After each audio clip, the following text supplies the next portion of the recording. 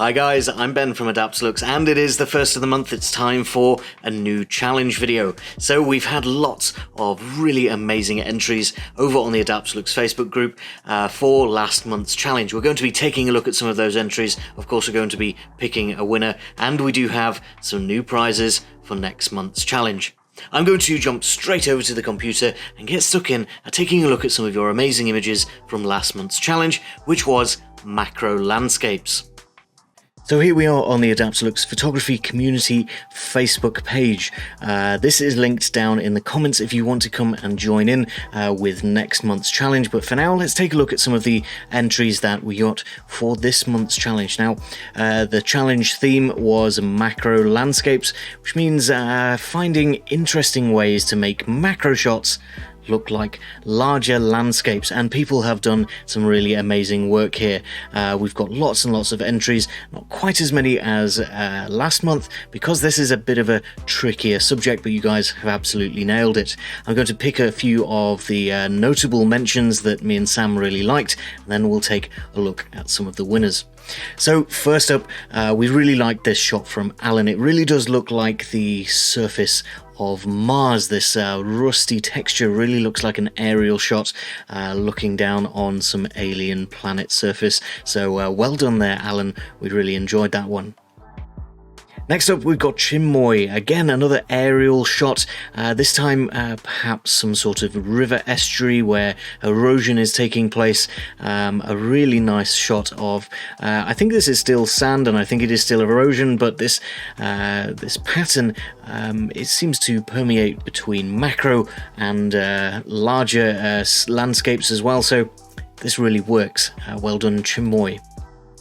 Charis is back once again. Charis was our runner-up from last month's competition, and he's got this amazing shot of these planks of wood where it almost looks like you're looking up at some skyscrapers in a city.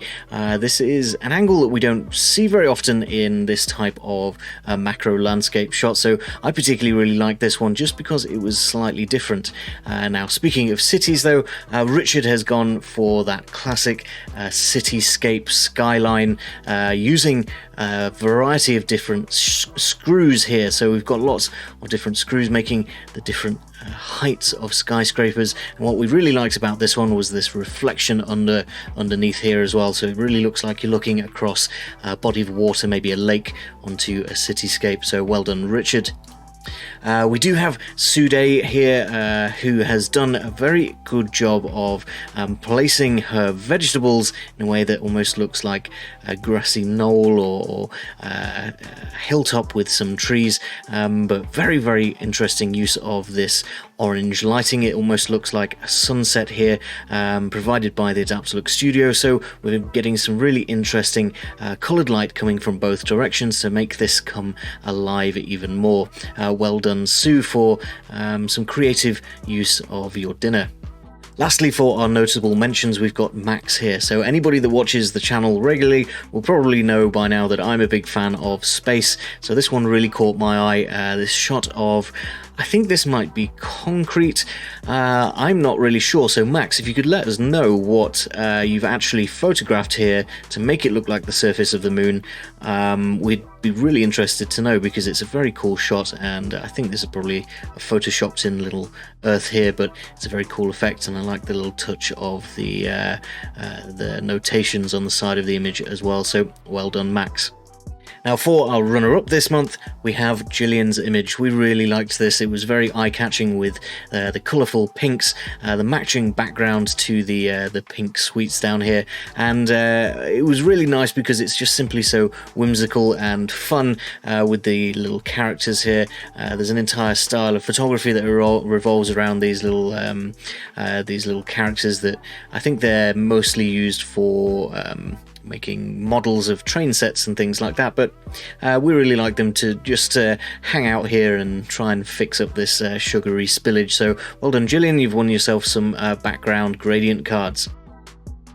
Our winning image for this month is going to be from Alan. You'll remember his aerial shot just a moment ago of the Mars surface, but we think this one really has something special to it, with the textures and the green colour resembling grassy hillsides or perhaps some forests, and in particular this difference between the arid side of the hills and perhaps the side that gets a little bit more sun with the green.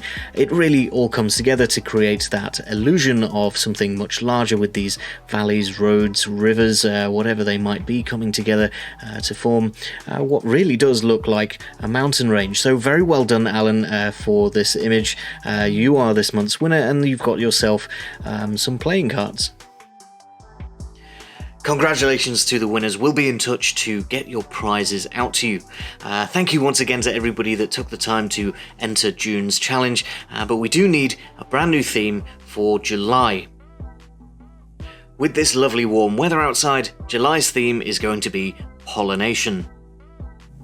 My hay fever is certainly kicking off, so there's lots of opportunity to go outside and capture the bees at work, flowers and the particles floating around in the air. There's a lot of opportunity for some really nice macro work during the summer, so head outside and take some shots if you want to enter this month's competition. All you need to do is head over to the Adaptalux Facebook community group, which once again I'll link down in the description. There'll be a pinned post on the top of the group, and you just need to enter your images as a comment on that post. Of course, we do have some more prizes to give away this month. We'll be giving away some background gradient cards to our runner-up winner, and for the first prize winner, a miniature tripod, the same type that you see us using to hold up the Adaptalux Studio in a lot of our tutorials. Of course, you can use it to hold up small cameras and other accessories as well, so they're pretty handy things to have around, even if you don't have an Adaptalux Studio yet. You have all month to enter the challenge from today, the 1st of July, and we'll be closing entries on the 28th of July, so that we have a couple of days to judge the entries before a new video just like this one on the 1st of August. All that's left to do is hit that subscribe button so that you're here for when we announce the winners, going into your pollination images. And if you need any inspiration on what type of thing to do, flower photography or anything like that, I'll pop a couple of interesting videos up here that might help you along your way. For now though guys, thank you very much for watching. I'll see you next time.